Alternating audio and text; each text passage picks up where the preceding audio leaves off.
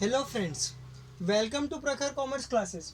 प्रखर commerce classes में आज आपका बहुत बहुत स्वागत, जहाँ पे हम पढ़ रहे हैं मैक्रो इकोनॉमिक्स का chapter number 7, AD and its components, aggregate demand and its components. Demand word हमने 11th क्लास में सुना है, जिसका मतलब हम बहुत अच्छे से जानते हैं, विलिंगनेस और बाइंग पावर ऑफ एनीथिंग, कि हम क्या खरीदना चाहते हैं हमारी एट लेवल ऑफ इनकम। वहाँ पे हम इंडिविजुअल डिमांड पढ़ते थे, आज हम मैक्रो इकोनॉमिक्स पढ़ रहे, हम एग्रीगेट डिमांड की बात कर रहे हैं। तो चलिए हम एग्रीगेट डिमांड की सबसे पहले डेफिनेशन को चेक करते। एग्रीगेट डिमांड की डेफिनेशन क्या होती है? Total demand for all goods and services. देखिए, टोटल डिमांड, टोटल एक्सपेंडिचर और total value one and the same thing. आप चाहे टोटल एक्सपेंडिचर बोलिए या टोटल डिमांड बोलिए या टोटल वैल्यू बोलिए, वो एक ही मतलब देगी। फिर हम बोलते किसकी? For all goods and services. किन तरह की goods and services? Final goods and services. अब मैं उम्मीद करता हूँ कि आप लोगों को पता होगा कि कितने तरह के गुड्स एंड सर्विसेज होते। हमारे सिलेबस में दो तरह के हमने गुड्स एंड सर्विसेज पढ़े। पहला होता है फाइनल और दूसरा होता है इंटरमीडिएट कंजम्पशन। आगे चलते, for all sector of the economy. All sector of the economy, economy के टोटल सेक्टर्स कितने होते हैं? 4, जिसमें से पहला है हाउस होल्ड, सेकेंड है फर्म, थर्ड है गवर्नमेंट, फोर्थ है रेस्ट ऑफ द वर्ल्ड या अब्रॉड। चलिए, अगर हम देखें तो हमने ये सब चीजें चैप्टर नंबर 1 नेशनल इनकम में पढ़ी है। हमने सर्कुलर फ्लो ऑफ इनकम में इन सब चीजों का रेफरेंस देखा है। 2 sector model, 3 sector model, 4 sector model. अब हम यहाँ पे बात कर रहे हैं ऑल सेक्टर्स में, मतलब ये चारों सेक्टर। हम इसके अलावा जा नहीं सकते। लेकिन जब हमने हमारा स्टडी मटेरियल स्टडी पर्पस के हिसाब से देखा था, तो हमारे पास आ रहा था only 2 sector economy. 2 sector economy कौन कौन सी? पहली है हाउस होल्ड और सेकेंड है फर्म। और हम इन दोनों को ही प्राइवेट बोलते हैं। हम इन दोनों को ही प्राइवेट बोलते हैं। आगे चलते, all sectors of the economy planning to buy. Planning to buy मतलब क्या अभी तक खरीदा नहीं है? हाँ, एग्जैक्टली खरीदा नहीं है। जैसे कि हमारा बजट आता है पूरे साल भर का, स्टार्टिंग में end of the beginning of the year के लिए आता है, बिगिनिंग ऑफ द ईयर में आता है, पूरे एंड ऑफ द ईयर तक के लिए आता है। इसी तरह ये भी हमारा एस्टिमेटेड होता है।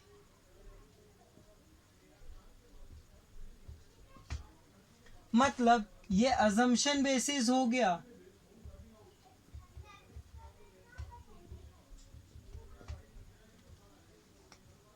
ये हो गया हमारे लिए अजम्पशन बेसिस। फिर हम आगे चलते, planning to buy at given level of income. At given level of income का मतलब क्या हुआ? जो इनकम आज हमारे पास मौजूद है, जो हमने प्रिडिक्ट करी है कि इतनी इनकम हो सकती है। देखिए, टोटल चीजें अजम्पशंस पे चल रही है कि आप कितना अज्यूम कर रहे हो कि आप कितना खरीद लोगे, और आप ये अज्यूम कर रहे हो कि आपकी इनकम कितनी हो सकती है। और ये सब किन बेसिस पे डिसाइड होता है? हमारे पास हिस्टोरिकल बेसिस पे डिसाइड होता है। फिर आगे आते, at given level of income for 1 accounting year. तो हमारा अकाउंटिंग ईयर कब से कब तक चलता है? 1 अप्रैल से 31 मार्च। ये हो गया हमारा अकाउंटिंग ईयर। सर, हम हर बार हर चीज़ अकाउंटिंग ईयर 31 अप्रैल से 31 मार्च के लिए ही क्यों पढ़ते? बेटा, इसके लिए थोड़ा सा हिस्ट्री में जाना पड़ेगा। 1500s में फ्रांस के राजा ने न्यू कैलेंडर अडॉप्ट करा था, जहाँ पे 1 जनवरी न्यू ईयर को माना गया। नहीं तो 1500s के पहले हमारा 1 अप्रैल से 31 मार्च तक ही न्यू ईयर सेलिब्रेट किया और मनाया जाता था। मतलब एक ईयरली जो काउंट होता था वो 1 अप्रैल से 31 मार्च ही काउंट होता था। आगे ये जानकारी कॉमर्स क्लास के बच्चों के लिए नहीं है, लेकिन ये जानकारी हमारे आर्ट्स के लिए बच्चों के लिए इम्पोर्टेंट हो सकती है। फिर हम आगे चलते हैं, एग्रीगेट डिमांड के कंपोनेंट्स। तो कितने कंपोनेंट्स होते हैं एग्रीगेट डिमांड के? 4 कंपोनेंट्स हो सकते हैं, होते हैं। कौन कौन से 4 कंपोनेंट्स? तो AD is equals to C plus I plus G plus X minus M. चलिए, यहां पे एक्स माइनस एम किससे बोला गया? यहां पे एक्स माइनस एम का मतलब हुआ नेट एक्सपोर्ट्स। फिर यहां पे जी का मतलब क्या हुआ? जी का मतलब हुआ गवर्नमेंट फाइनल एक्सपेंडिचर। देखिए, गवर्नमेंट फाइनल एक्सपेंडिचर, गवर्नमेंट के कौन से फाइनल एक्सपेंडिचर? गवर्नमेंट के कंजम्पशन प्लस इन्वेस्टमेंट, दोनों तरह के एक्सपेंडिचर यहां पे क्या किए जा रहे हैं? इंक्लूड किए जा रहे हैं। फिर हम आते हैं हमारे आई पे। तो हमारे आई का मतलब हुआ प्राइवेट फाइनल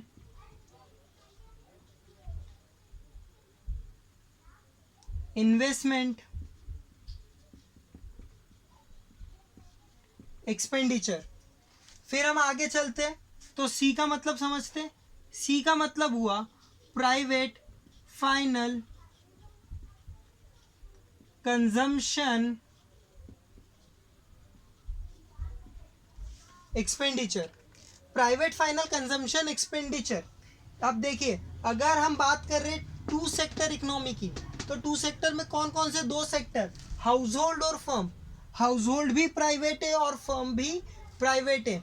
मतलब अगर हमारे सिलेबस के लिए हमें पढ़ना है और आगे ग्राफ्स की स्टडी करना है, तो हम कौन से कॉन्सेप्ट को फॉलो करेंगे? हम फॉलो करेंगे 2 सेक्टर इकोनॉमी में, जिसका नाम है AD is equals to C plus I. C plus I, consumption plus investment is equals to aggregate demand. मतलब अगर आप लोग अपनी बुक्स को ओपन करेंगे और रीड करना स्टार्ट करेंगे, तो आप देखेंगे कि ये चीज़ें यहाँ तक ख़त्म हो चुकी है। छोटा सा एक्सप्लेनेशन है और ब्रीफ में आपको ये एक्सप्लेनेशन का पार्ट देखने को मिलेगा। कारण क्योंकि हमारे सिलेबस का जो पार्ट है ये 2 सेक्टर इकोनॉमी है, और 2 सेक्टर इकोनॉमी में प्राइवेट फाइनल कंजम्पशन एक्सपेंडिचर और प्राइवेट फाइनल इन्वेस्टमेंट एक्सपेंडिचर ही आता है। फिर हम आगे बात करें कि इसे कैलकुलेट कैसे किया जाता है, न्यूमेरिकल रिप्रेजेंटेशन कैसे है। तो चलिए, न्यूमेरिकल रिप्रेजेंटेशन के लिए आप ये समझिए कि हमें पहले सी का रिलेशन देखना पड़ेगा वाई से। वाई माने इनकम, वाई माने इनकम, इनकम का और कंजम्पशन का रिलेशन कैसा होगा। अब बेसिक सा नॉलेज, जनरल नॉलेज अप्लाई करते, जैसे जैसे आपकी कंजम्पशन, मतलब जैसे जैसे आपकी इनकम बढ़ेगी वैसे वैसे आपका कंजम्पशन बढ़ेगा। आज आप 10,000 कमा रहे हो तो आप 10,000 के हिसाब से खर्च कर रहे हो। अगर कोई व्यक्ति 50,000 कमा रहा है तो वो 50,000 रुपये के हिसाब से खर्च कर रहा है। अगर कोई व्यक्ति 1,00,000 रुपये कमा रहा है तो वो 1,00,000 रुपये के हिसाब से खर्च कर पा रहा है। तो जैसे जैसे हमारी इनकम बढ़ेगी, इनकम वाई, वैसे वैसे हमारा कंजम्पशन भी बढ़ेगा, कंजम्पशन सी।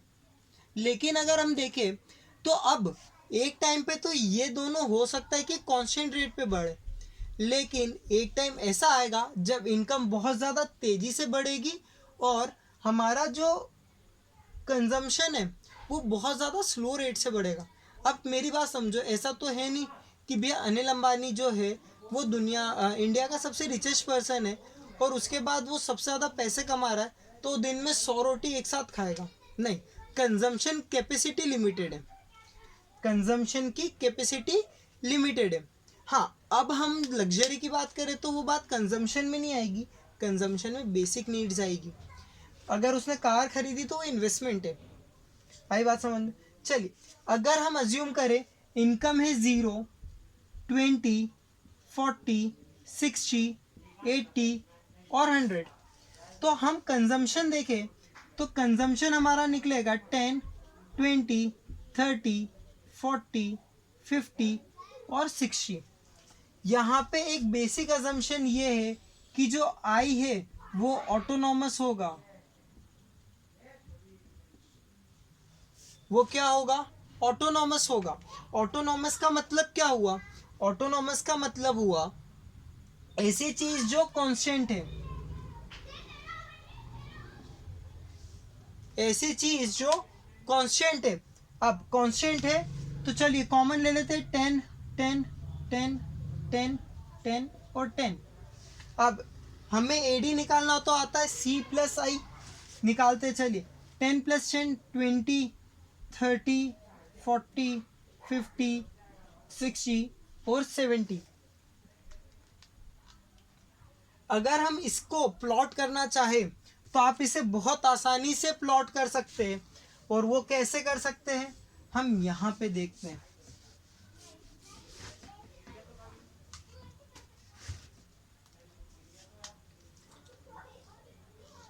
हमने एक्स एक्सिस पे लिया हमारी इनकम को और यहाँ पे हमने लिया हमारे एक्सपेंडिचर को, मतलब वाई एक्सिस पे लिया हमने हमारे एक्सपेंडिचर को। अब ये 10 है तो मतलब हर जगह 10 है। इन्वेस्टमेंट, तो सबसे पहला रिलेशन क्या निकला? Investment is parallel to X axis. Investment is parallel to X axis, dotted line से शो करा। चलिए आगे, पॉइंट नंबर सेकेंड, कंजम्पशन। देखिए जैसे जैसे इनकम बढ़ रही है वैसे वैसे कंजम्पशन बढ़ रहा है, लेकिन एक टाइम तक इनकम और कंजम्पशन ऑलमोस्ट साथ बढ़े, लेकिन फिर एक टाइम बाद बहुत ज़्यादा डिफरेंस यहाँ पे आने लगा। चलिए, कंजम्पशन के पॉजिटिव रिलेशन है तो पॉजिटिव स्लोप के साथ एक कर्व बना हमारा कंजम्पशन सी। अब देखिए जो कंजम्पशन है और जो आई है, इन्वेस्टमेंट है, ये एक सेम पॉइंट से स्टार्ट होता है। ये एक सेम पॉइंट से स्टार्ट होता है और ये सेम पॉइंट अगर हम इसमें एडी का ग्राफ बना दे तो एडी का जो ग्राफ बनेगा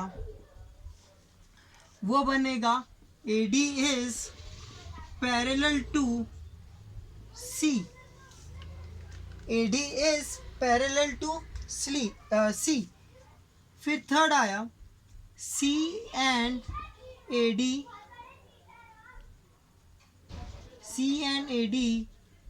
have positive slope. C and AD have positive slope. Positive slope क्यों? क्योंकि पॉजिटिव रिलेशन है, इसीलिए, मतलब पॉजिटिव रिलेशन है, positive slope. Done. Fourth point,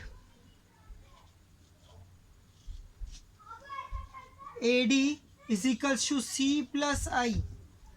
इसे अब आप फोर्थ बोल लीजिए चाहे फर्स्ट बोल लीजिए, बात एक ही है। देखिए आई को सी में ऐड करा तो आई का थोड़ा सा ऊपर एडी हो गया और वो कॉन्स्टेंटली पैरेलल टू सी चला गया। ये चार रिलेशन थे हमारे एडी के ग्राफ में, आई और सी के ग्राफ में। ये पॉजिटिव स्लोप, ये हमारा एडी का शेड्यूल, ये हमारी 2 सेक्टर इकोनॉमी के लिए बनाया गया हुआ शेड्यूल। अब हम आगे की क्लास में इसी चैप्टर से रिलेटेड जो बचे हुए टॉपिक्स है उसे कवर करेंगे। Thank you for today.